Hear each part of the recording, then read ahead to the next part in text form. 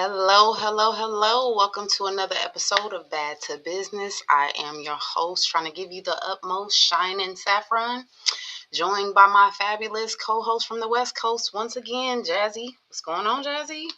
Hey, hey, hey, what's going on, my fabulous host, Shining? Everything is going groovy on the West Coast. How are you doing on the East Coast? Oh, we are starting to warm up. I think the last time I talked to you, I told you we was like freezing. We had a little So, bit of what's the warm up? What's the warm up to you? I mean, my car is no longer showing a snowflake. Oh, So I think once it passes like 42. So we passed 42. I can still tell you it's cold, but it has warmed up. The ice is no longer sticking, you know, okay, that's good. something like that. So Let me tell you, it's about to be 80, 85 this weekend. Nice, still sunny, trying to hold my and hot, smile for you. hot, hot, hot, hot. But That's anyway, why that's why you're such a fabulous co-host on the West Coast. hey, Because you're enjoying such fabulous weather. it's Okay. great over here. Just in Come case on you over. didn't know, just in case you didn't know, because I can tell by a little bit of the confusion of your weather, we are in the winter season. I mean, Uh, Whether you knew or if you cared, we are in the winter season. But do, join I us do. whenever you guys want to. I will not. But Whatever. But we got a but good show though. I'm glad that you are enjoying yourself and the weather and all that other good stuff. Of course. Again, welcome everybody to another episode of Bad to Business. If you are joining us again, welcome, welcome, welcome. Any first time, first comers, welcome to an episode of Bad to Business. B.A.D.D to business is about bringing all diverse discussions to business, where we try to bring different opinions about different things from politics to performers, anything going on in the world. And we try to bring some awareness to it, and just try to bring some type of unity to it and make sure that we can see a positive light in it. So that's what me and Jazzy do. We talk about different things and give different perspectives on some stuff, but always make sure that we put the Lord in it, make sure that He's leading us in the right ways and delivering the right messages about stuff, right? Because that's how we got here. Number So one. today is no different. Today we are going to talk about culture and capital. Ooh. Culture and capital, and how we are shaping cultures for bigger futures. Mhm. Nowadays, some corporate businesses will tell you to leave your culture and sometimes your previous work habits and work behaviors at the door, right? But we are here to tell you that your culture is actually your greatest capital. Our Oh yeah. backgrounds and our culture really help shape and build our wealth, how we've learned how to deal with the world and deal with certain businesses and stuff, right? So we've just talked about positioning, how we're positioning Mhm. ourselves with the change and how to make sure that we are where we need to be. So now we're going to talk about actually getting the bag, um, Mm. from where we stand or where we positioning ourselves to how we are bringing the bag to the table, and that's your own table, right? We were talking about building your own table so that you don't worry about how you sit or when you sit at somebody else's. So this is why we bring it all together. So let's get down to business, shall we? Yep. Let's do it. um Especially, Jazz is in a new place and stuff, so this would be kind of exciting to hear your perspective of how you've taken some of the things that you've learned, just from growing up and just from your experiences, and have taken it to a new place and had to apply some things, right? Well, definitely. And I mean, we've always heard the saying, it's not who, or I'm sorry, it's not what you know, it's who you know.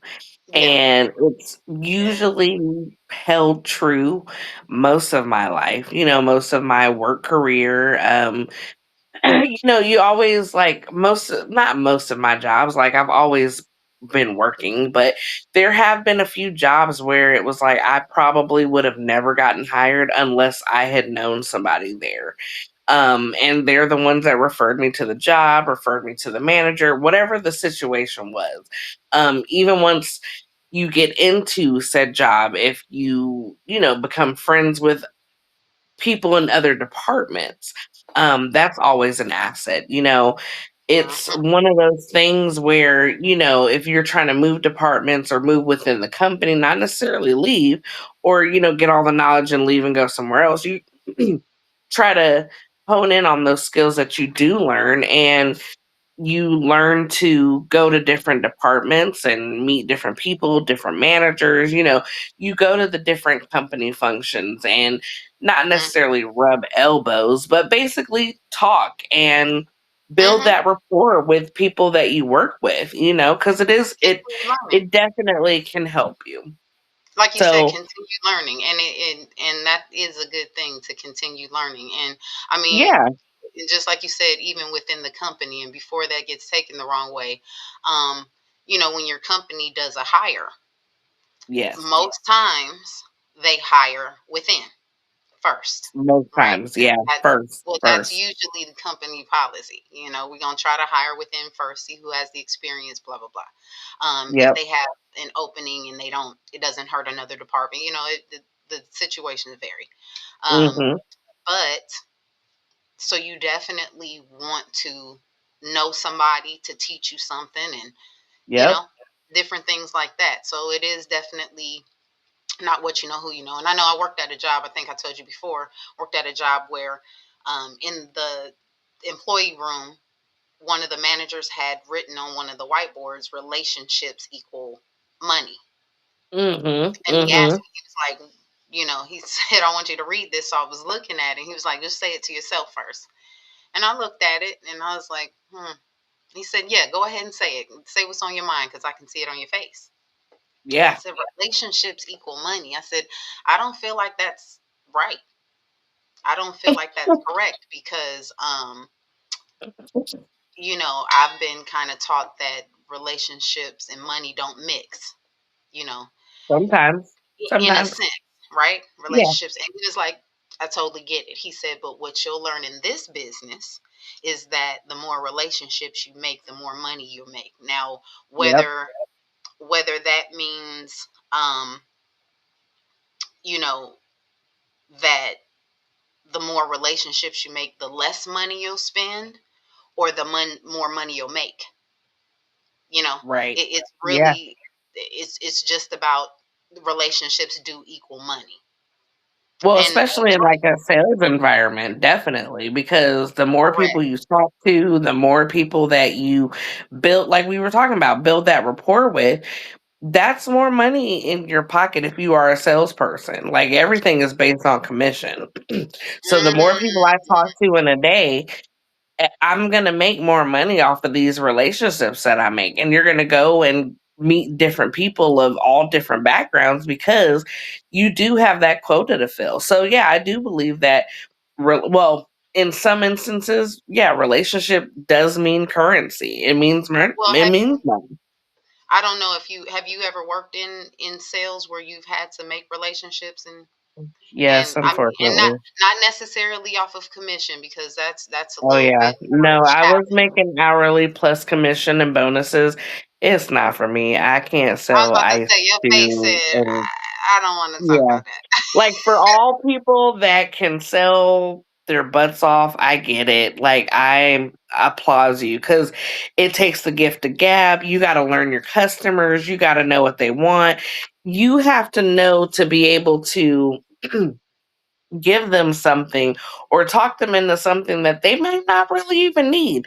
But because you brought up something that they could use or a way that they didn't think about it, they're all for it. Let me ask you So, a question. Okay, so even with that being said, because you and I have talked about the next point I'm gonna make about this, but let me go off of the scale for a minute. What is something that, name a product, and when I say product, and I'll say a feminine product, right? Because you are a woman, so it's fair to ask you this. Name a feminine product that you use often enough to, um, kind of advise to somebody else, or that you would recommend to somebody else? I mean, recommending is different from selling all day. I can recommend. No, no. Yes, it is. Because Okay, so selling is I'm trying to talk you into buying said product versus this is something you should buy.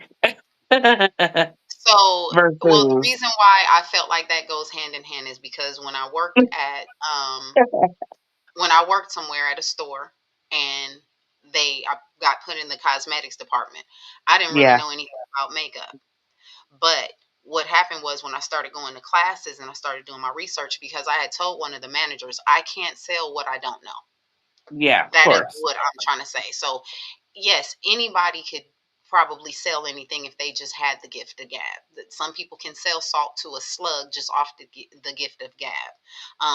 But then the slug, Mm-mm. is just not It's very smart, yeah. right? But when you are talking to, um, different people nowadays, y- the attention spans, or the different competition of things, you really just want to know what you're talking about. And that's why you were saying, Mhm. I can't do it. It's not for me. It's not for you if you don't know the product, or you don't know or believe in what it is you're selling. Then no, that's not for you. But let's say, because your nails are always very pretty, you and I have talked about different design of nails and stuff like that. You've given me advice about nails. You've kind of opened the scale of, different, different things we've talked about on a feminine level. So, True.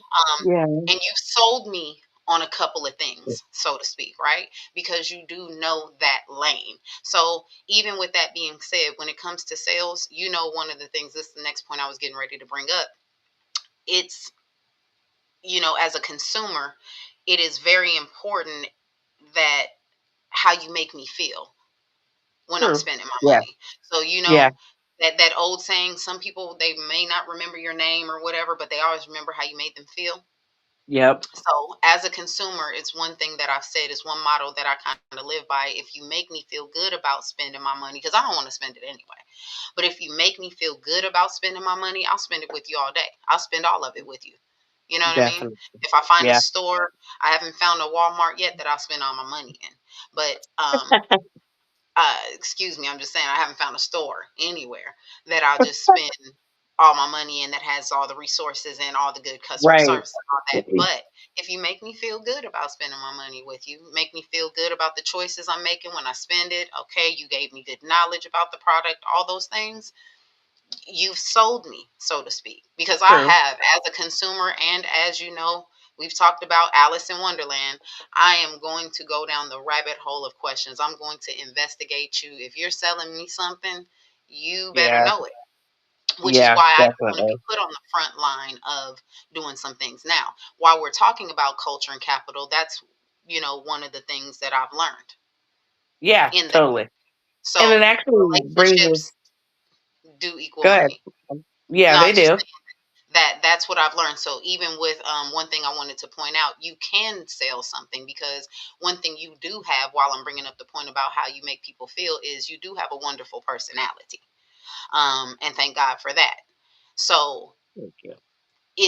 I believe it's just a matter of you knowing and believing in what you're selling, that And would that make you a could be good it. person. That could be it. Because in the sales positions that I've had, I was like, I don't really want to do this. They feel like they say no. It's fine. I'm moving on. Okay, bye. So I just it could be one of those things, but I mean, it almost like kind of brings us up to our next point. It like brings you to your like what you kind of grew up with, like as far as like money. What you are willing to spend your money with. Mhm, Those hidden rules of money that we grew up with that like no one kind of talks about but they still kind of follow to this day. mhm, Like I know like growing up for me, like one of the things that my dad always told me was pay yourself first mhm. and then the rest of your check is spent for like the bills and everything else, basically. Now, when you say pay yourself first, is it budgeted like your bills, like a certain amount, or you give yourself a certain percentage? No, he was basically like saying budget a certain amount for you, Okay. just off top, like whatever you're like trying to save. Um, you know, put it off away off top, whether it's $50, $60, like whatever you budgeted for yourself to like your extra stuff, not included in your groceries, your toiletries, your food, groceries rise. Um, this is just like that extra spending money if you need it. Not that you'll actually use it, but the stuff that doesn't get included like in your miscellaneous, because your miscellaneous really is your gas for your car, your Mhm. bills, all that stuff is included in your bills, Correct. versus this is just some chump change. I can go get a hot dog, or I could go whatever. So he always made a point to, whatever you set aside, pay yourself first and put that, either take it out, put it in cash and put it away, or have a different account and just put that to the side, let it build up. Well, and So go no, go ahead. ahead. No, No, you're I so mean, nice. that was Don't make basically it. Like, it was no. basically just save yourself some money, and then that way, when if a rainy day comes up or something happens, you have that cash on you. That, and I think that's what I was getting ready to lead into, that rainy day. But I just wanted to make a joke off of the pay yourself first, because that's why I was asking, is it a percentage or a certain amount? Because pay yourself first. I know I've heard that, but in a different way. In that Hmm. I've heard some people like, I'm gonna get myself something I wanted first. So it's Yeah, not necessarily a percentage or just a certain amount. It's like, hey, I've been saving up, or whatever the case may be. It's something right. that I had wanted to get. So with every check, I buy myself something, if you Yeah, will. So it's never yeah, really a certain amount. I've also heard that you pay your tithes first. You put your tithes yeah, first. So yeah. it varies. So definitely, 10%. um, it's always a first. So yeah, that Yeah. is a definite hidden rule. And like you said, putting away for a rainy day. Oh yeah, Oh, them rainy days come.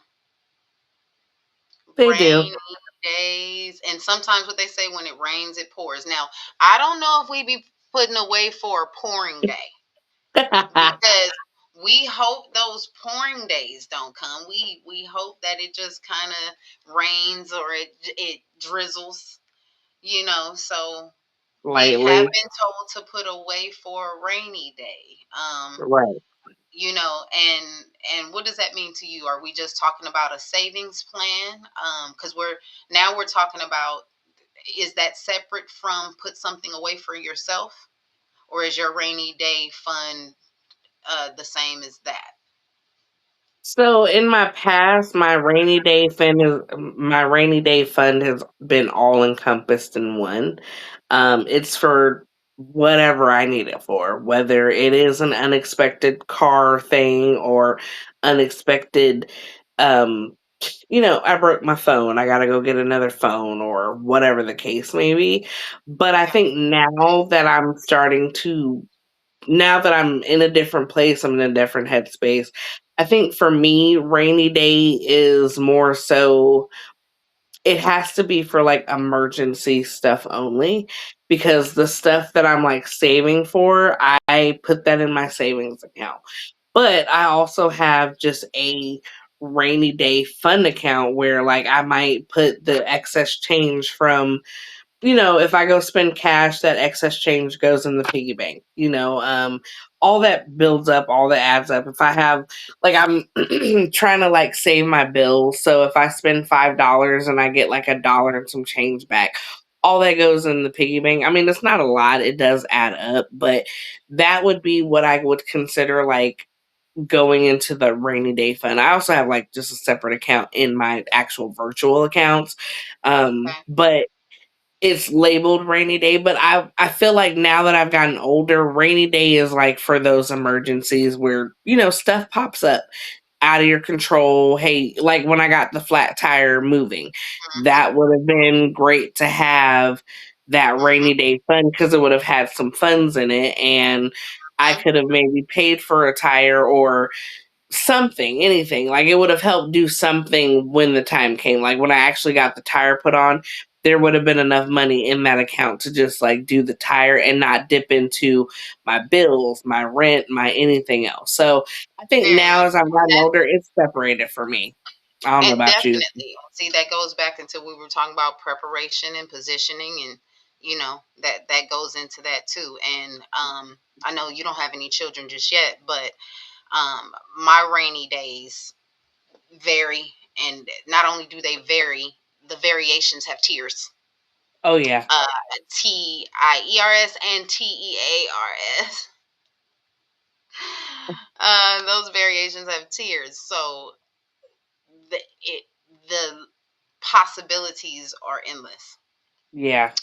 So the rainy days are definitely something that has to be, store up in those storehouses. Hmm. Because we have rainy days. Um, but we thank God for being able to have something to fall back on, because Sure. regardless of what, you still had something to fall back on. So, like you said, as we get older and we see how situations do occur that can stop other things and stuff like that, things we didn't really pay attention to at different, earlier stages in our life, we definitely have to have those stored away blessings. So, Definitely. um, so I have a little hidden thing that I learned when I was growing up. That I learned, and it's basically like never borrow beyond your budget. So even in a situation of making some type of arrangement, or let's talk credit, because Yeah. while we are talking culture and capital and relationships and money, credit is one of those things that relationships and money, where they do come in. Um, that's another situation where relationships and money actually go together, because somebody's got to trust you, so to speak, to give you some money. And the better that you make them feel about the money and how you're handling it, the better that your credit is going to be, right? Isn't that how credit Definitely. works? Yep. So I kind of learned that never borrow beyond your budget. Making Hmm. payment arrangements and stuff. Don't make arrangements that you can't keep. That all goes into stuff like that. Try to invest instead of indulging. That will help to decrease you going beyond your budget, creating credit debt that you can't handle, stuff like that. So Hmm. um it's a lot to learn, especially when you are learning it. I myself am still learning it and trying to make sure that it's right as I'm trying to teach it to my kids. So Yeah. and nowadays it's changing. We are starting to see that the currency is going into crypto, not really going to be doing with paper money. I'm seeing more and more stores saying that we're not taking pennies, we don't have change, have exact change, stuff like that. They're trying to get rid of pennies now. That's the world we live in. And I don't know if they're getting Or rid they're of it, the not copy. getting rid of, but they're not making them anymore, I should say. Well, I'm yeah. sorry. Well, if they're not making them anymore, they're pretty much getting rid of the value of it. And of course, we could say, oh, it was only 1 cent, but we also know that copper values way more than just 1 penny. So we're going to let them do whatever they got to do with it. We're going to keep going in the world as we need to. Not really being of the world, but just living in it how we need to. But yeah, the whole point is to just continue to keep our things going, and keep our relationships and money going. Um, Keep a good generational wealth, right? Learn Well, to how do teach we our do that? well, we're trying to learn and teach our generations to not go from living day to day and check to check. That's another Mm. thing too. Yeah, Struggle is not a part of the plan ever. shouldn't be. So, but while we are teaching generations, I wanted to go into a little thing that as you can see on the screen, we're talking relationships, but we're also talking strategic loyalty, Yeah. right? I want to go into something called nepotism. Okay, nepotism and cronyism. Um, We're going to talk a little bit about that before it becomes a bad conversation. And I don't mean B.A.D.D. I mean, this is a B.A.D.D. conversation. However, I mean Yeah. B.A.D. and it goes left or right or, just a way that it's not Whichever supposed to. direction, We all both know that directions. nepotism, I mean, we know that this is a type of Yep. conversation, but we also know that it exists because it goes back to it's not what you know, it's who you know. Um, Yeah. and I read a little bit about it just so that I can be clear. And what me and Jazz like to do is we do like to research some of the things that we talk about, so we're not just going in it blinded. We do have a different perspective and point of views about it, but we also do look up some facts about it. So there is a difference between nepotism and cronyism. Nepotism is when you're more so getting your family involved in being hired. Cronyism is when you're more so doing it with your friends and associates. Okay, both Both are are bad. still well, wait a minute. Now, when you say bad, we just got through talking about relationships equal money and how that's not a bad thing. Okay. True, So, but I think it also kind of maybe depends on said situation. um, it always does. It always does. Now, the fact that nepotism and cronyism are two different things really make me feel like, just going back to the English language, like, why are there so many words that mean the same thing? Whether you are helping a Sometimes family member or a friend ism, okay? Favoritism. That's what we all of coming it, down to. That's what it the comes down to. ism. But as we said, sometimes it's not what you know, it's who you know, right? And sometimes a Yeah. phone call can save you more money than a bank loan ever can, right? Right. So Right.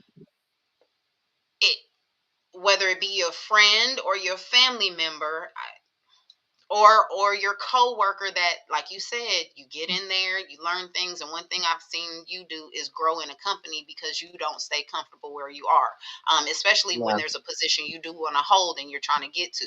And it may That. take you some prerequisites and you got to meet some people and dodge some obstacles, but you do it, right? Yep. Because you're trying to reach that goal. So regardless of what elbows you have to rub and what suits you have to wear, you're still gonna do it to make sure that you're getting in where you're trying to fit in. Get in where you fit in, right?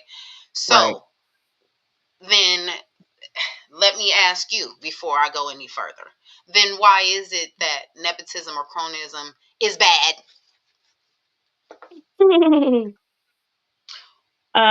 Mainly because it's looked at as unfair.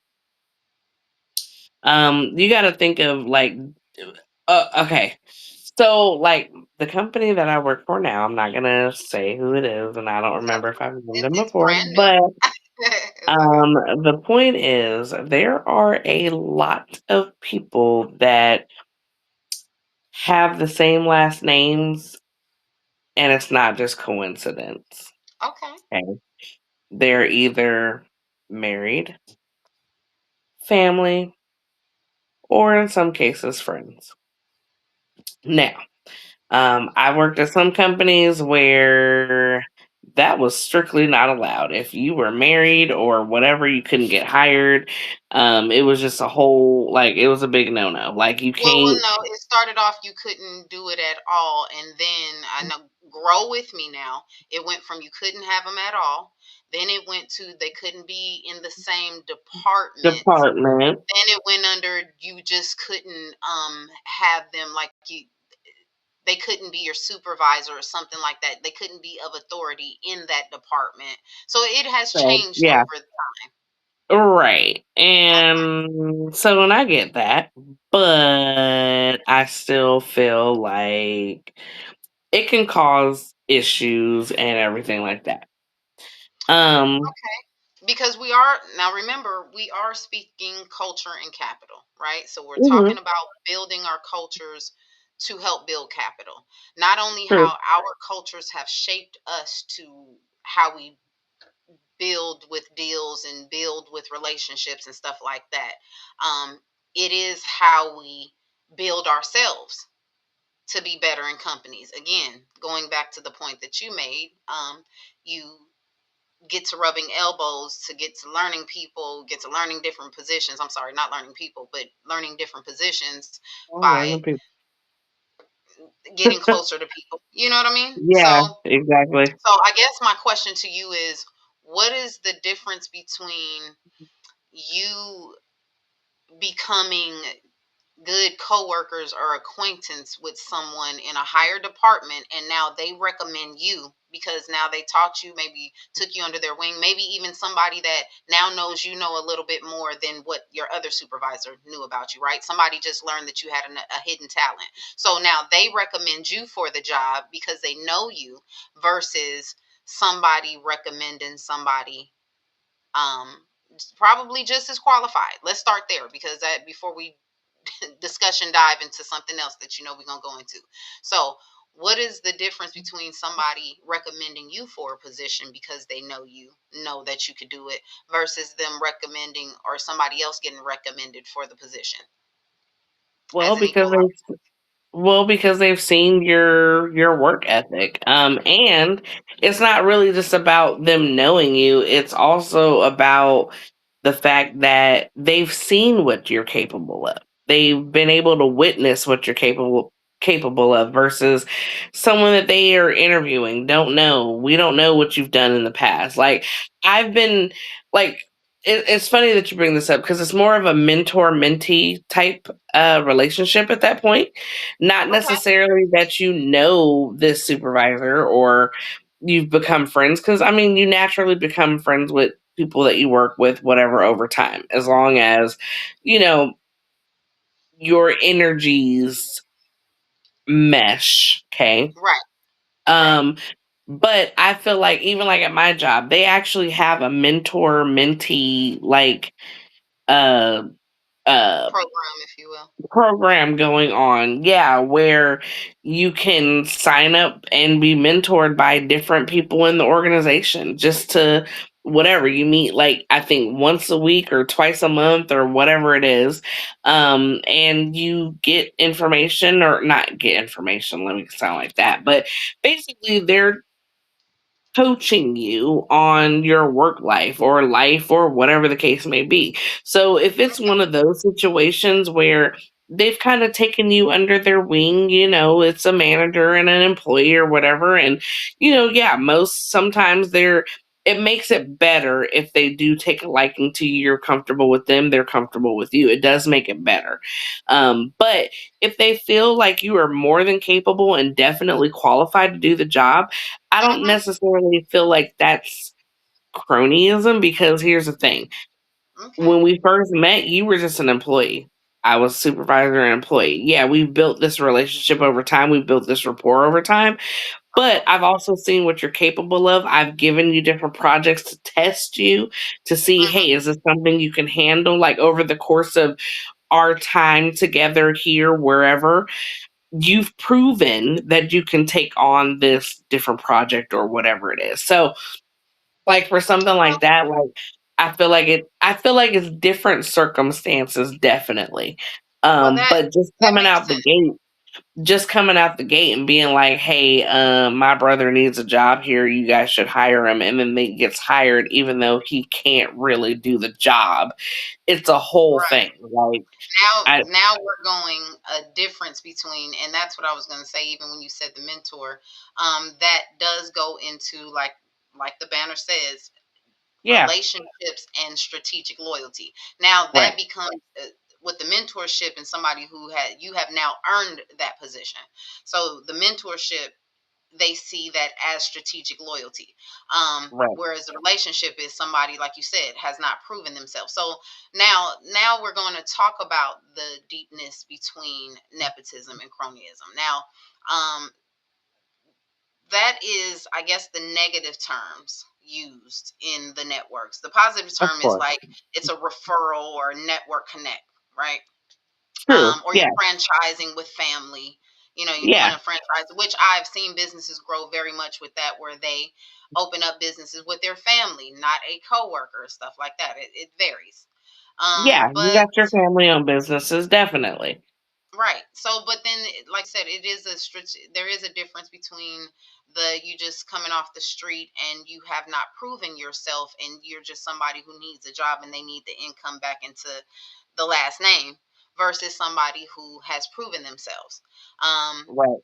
in strategic loyalty. So now there could be somebody who comes off the street that Mhm. has not proven themselves, but let's go a little bit deeper into strategic loyalty, because they may not have proven themselves on this job or in this particular position, but they have proven themselves dependable.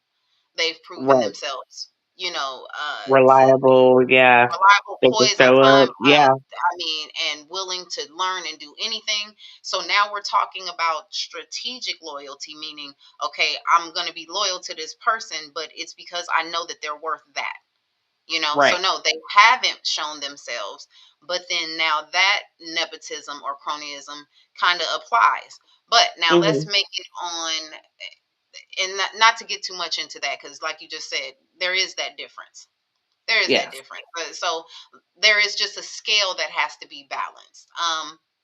And the balance is just making sure that somebody is qualified, regardless of, how they get the hookup, Right. because it's fair that way, and Yeah. somebody, and we've talked about this before, somebody could have been just praying for that blessing. Mhm. So we can't be mad. We don't know what God was doing in their life. Somebody had, the person they brought in was off the street, but again, dependable, loyal, whatever. You're good in your position. Right. How mad can you be about somebody that they bring in off the street that's doing something? So as long as you can see Exactly. that, whether it's a friend, family, you don't know who that is to that person, as long as that person proves himself to be worthy of that position or worthy of that, it is what it is, right? Definitely. Yep. Um, but again, we are talking about building culture and capital. So Mhm. I, in my opinion, don't necessarily see nepotism and cronyism as a bad thing on the scale that we're talking about. I personally, you ever like referred somebody for a job? I personally would not put anybody on the list that I don't know for a fact is worthy, that has proven themselves dependable, that sometimes have proven themselves to be a better employee than me. Well, I just can't do it. I can't just refer just anybody to a job, because you're going to put my name um, down as a referral. yeah, and here's the I thing, just, I don't refer anybody. Like, I oh, don't okay. even. That's even safer. Yeah, That's no, safer. I totally get that, and, like, and actually, to be honest, like, most people's opinion is that nepotism, cronyism is bad. Okay, me Of personally, course. Of course. again, it's not what you know, it's who you know. So regardless if I'm related to you, married to you, however, like you said, it's gotten more lax nowadays, so you can go in different departments and still know somebody. It just Yeah. depends on the company now, if whether or not they're gonna deal with someone who knows you. Because I've been at companies where you ain't even got to have the same name, but because I refer like I had a job where I referred someone as a friend. They still didn't get the job. I had a I know, right? job It where happens. I referred, a boyfriend or a fiance. Still didn't get the job because they were like, oh, we can't have family members, this and that. So, like, and Mm, also I've referred or I've had jobs where I've referred people that showed up for the job, that got hired for the job, and then just didn't do a good job. right. So then it's still It on happens. you that, yeah. So as Your I've name gotten will be. older, yeah, I'm not referring anybody. I tell them, hey, so and so is hiring. Here's the link. If they're like, hey, can I use your referral? The only time that I do like a referral is if it's like me just giving verification that I've worked with somebody. I'm Okay. not really like giving them like a hey, my job is hiring, you should come work with me. Mm-mm. Well, 'Cause and mm-mm. as we know too, what God has for you is for you. So it doesn't matter about True. your name. I remember this last job that I worked at. There was a girl who was at the job. She worked at a job with me prior, but long story short, she had told me that they came and asked her. I guess they knew, they saw my resume that she had worked at the company as well. So they asked her if she Mhm. knew me, and she said a couple of things. And when I finally got hired on the job, she came and confronted me, and she was like, "I'm gonna be honest with you. I did not tell them that I really knew you and stuff like that, because I didn't know which way it was gonna go, and I didn't want to like refer you and blah blah blah, and then they don't hire you." And she was like, I just really didn't want to be Yeah, caught up in that now. So when you said I don't exactly. refer anybody, I didn't know that if that was based on experience or based on, and and I'm pretty sure that this is how this woman, my friend, just grew up. Like, I just don't get caught in that at all. Like, she said, and what she said was, I know that you had the experience and God was going to work it out for you. That. So I didn't want any parts in that. She said, good or bad, you know. I didn't even want you Period. to think that I got you the job, even if you That. got it. But she was like, that's why I'm coming. So I thought that that was a very good lesson too. It's almost like somebody saying, can you pray for me? Okay, have you prayed for you? I just want to make sure I'm not jumping ahead in line. You know, I want Right. to make sure that we're doing this in order, because God is going to hear your prayers first. And then, you know, when you get Exactly. somebody to bear witness with you that this is the right thing, or, you know, somebody who's going to pray with you, maybe somebody will get the message or something different. I don't know, however it goes. But, you know, either way. So like you said, yours is kind of based on experience. Hers just, it sounded, not an asker, but it sounded like that's just something that she just never does, because we are really good friends, and I know that she would have recommended me if she could have, or would have, or whatever, but we hadn't talked in a while at that point. So it's kind of like, I don't know if I, you know, I don't know what to say. And so, Yeah, but exactly. I understood that. And so even with that, it's not what you know, who you know. We do know God. That. So if we don't know anybody else, we know God, and we know that what we'll get what we need when we need it. But you know, and the reason why I was asking about the personal choice versus experience is because there are some cultures that treat nepotism, cronyism, um, strategic loyalty, however we want to use this, networking, however we want to use this. Um, they use it all the time. There are some cultures that Mhm. do it all the time and they're successful with it. Nobody bats an eye. Some people do bat more than an eye. They, you know, report it. Companies, like you said, don't even accept it. Um, but why do you think that some cultures do it so freely while other cultures are taught to fear it as a conflict of interest? Like, why is it that, why should it be looked at just the same way we're having the diverse discussion about it? Why does it need to be looked at as, no, I don't want to do that, I think it versus, really depends on who it is and what it is.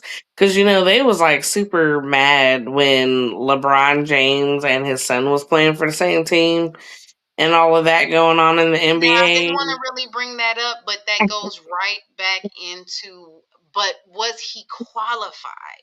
Now, they did say Well, that and there I were don't some know. players, they did say that there were some players more qualified than him, and we can get that into that deeper in another discussion, because right now we're just We trying sure to, can. but that does go into it, because that is a part of, to what I saw it as, strategic loyalty. So uh bringing it back into the family, you know, franchising with family, if you will. You know, LeBron James knows that he's not going to be in this for a long time. So what does he do? What any family does, what any father would do, or any mother would do that owns a business or is successful in their business, they're going to start teaching their generation, their younger, their offspring, how to do it, which we already know he was, because he Yeah. was already playing in college. He was already playing in Right. college. So what he Right. did was, yes, he rubbed some elbows and he got his child in what anybody would do. The only difference I see it happening is, the only difference I saw that happened is he did it in the public eye, and which gave everybody a public opinion about it. So, like I said, in some companies, you said they don't do it at all. Some Right. companies, where they do it and it is successful, in some cultures, in some companies where they do it freely all the time. Um, like I said, some don't bat an eye and some bat more than that, where they go tell HR they have to develop, you know, company policies where you cannot do that. Um, The whole so guy thing. right. So the only thing I see that went wrong with LeBron James' situation is he did it with so much public opinion that that's what made it seem wrong. But other than that, his they did through the steps. It's almost like in a business Well, corporation. His son went to college, got the degree, and yes, you and I work at the company, but he brought his son in. yeah, What but you want it's me to not do? What even you gonna really do? just the whole public eye. It's the whole non having possibly talent. So, but Again, like we had said, it's a whole had nother some thing. talent, had some Mhm. talent. Yeah, But no, he was that this is definitely playing, but but no, it's it's like a whole nother thing because that's a whole nother set of yeah, politics yeah, versus we're trying to talk about how we are building culture and capital. I still see it as the same principle, the same concept, because it is what they call it as nepotism. But it yeah, is about how do we build this in our culture anyway, and that's what we're trying to talk about. That's why it's a diverse right, discussion and we're trying to bring it to business. Yes, there is different true, opinions and different ways to look at it, but the business aspect of it, when you bring it to the business table, is we want to build, and we always try to do this. It's not just a personal journey, it's not just personal, it's no, generational. We want to build capital in our culture. Everybody does. You want to build it. Don't if you have a lot of kids or a couple of kids, you right, want to build something in that culture. You want something to hand down, whether they have a lot of experience or a little bit of experience. Now, the conflict you and I may have, and the rest of the world have, is when they have no experience. That's right, nepotism and cronyism still happens when they have no experience, and that's when the scale gets unbalanced, and that's when it's unfair. Again, that's where we definitely, still have to turn our judgment to. We don't know what God is doing in their life. It's right, we have so many emotions. Now let's bring that to the business table because that's what's at the center of everything anyway. You don't know what God is doing in somebody's life, whether it looks fair or unfair. You need to worry about what God is doing in your life and where you're trying to build capital in your culture. So I don't see nepotism and cronyism as an unfair thing if it's done accordingly, one, and two, right, and still done accordingly. It's not even one or two. As long as it's done accordingly, because even if I brought one of my daughters into my business that was not experienced, I need to teach her right, because that's the point. I'm trying to hand it down to her. So we can see that. But that's and it brings me into the bad twist. When we twist things up, B.A.D.D twist. We are talking about building assets and defeating deficits. mm, So that's how that kind of ties in. Which what's one day that we can one I'm sorry, one way we can build assets and defeat deficits is to build it in our cultures, build it in our families. Especially if you have large families. I know that there are some families that they have large families and they're not leaving things to their family. I mhm, don't know if that's the great thing. Like the word says, you're supposed to store up things for your children and grandchildren and stuff like that. That's another right, rainy day thing, and you teach your children how to do that too, so that they have something to fall back on. Nobody's supposed to struggle like that, especially when you have means to put some things away.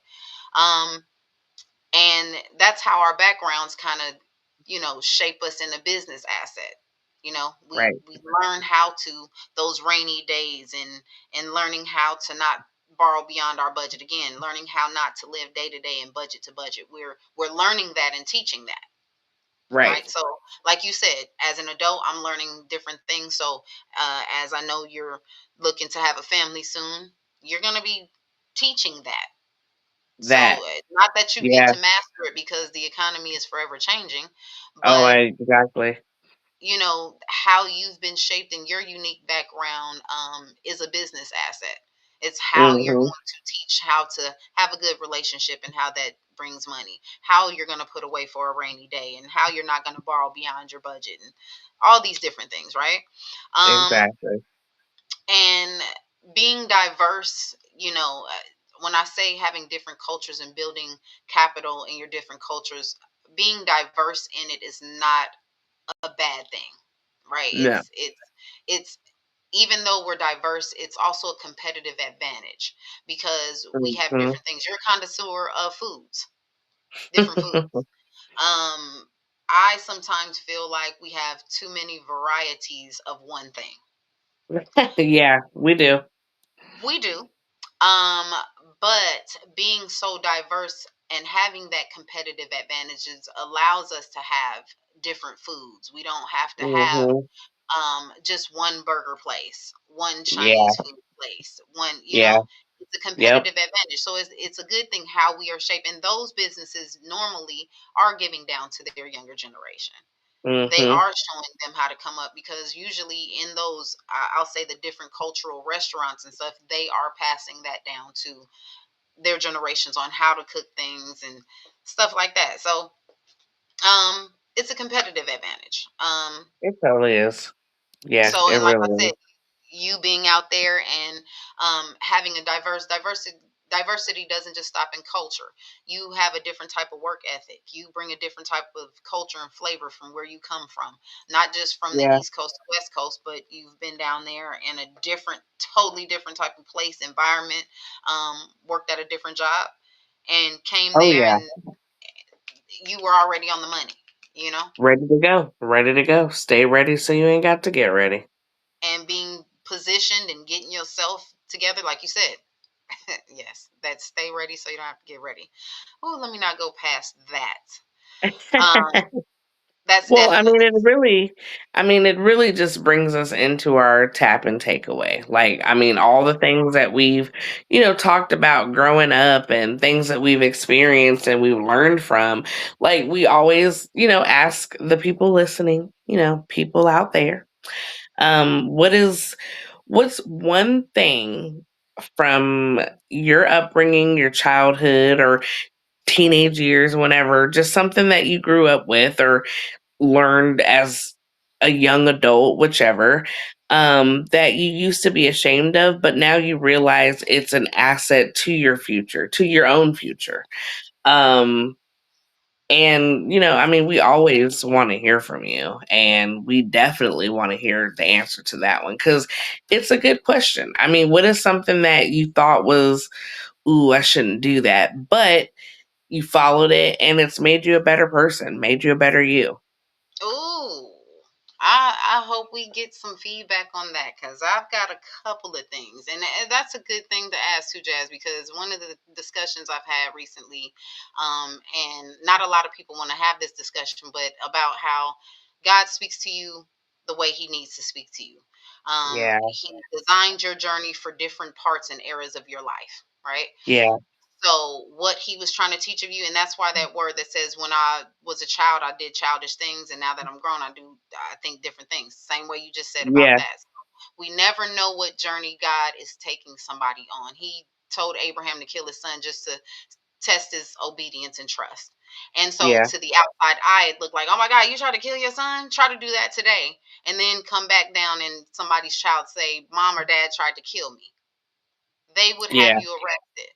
But you don't know what journey somebody is on, what type of thing that they've, been scared to do. I know I'm on a journey right now. There's a lot of things that I may be still embarrassed about and scared to do. And God is really supporting my growth, I shall say, yeah, and yeah, telling me to do some things that I'm kind of reluctant to do. So, you never know. So, as far as what, like you said, what are some of the things that you thought you were ashamed to do, and now you realize it was better for your future and who you become, regardless of what anybody else thinks? I can't wait yeah. to get into that. So, with that being said, we are going to wrap this thing up. We hope to hear from you, and we also hope that you've enjoyed tonight's show. Thank you for joining us on another episode of Bad to Business. And let's remember, don't have a bad day. Let the day have a bad you. That's what's up. Jazzy and I are out. Hey. Catch you on the next show. Bye. Bye.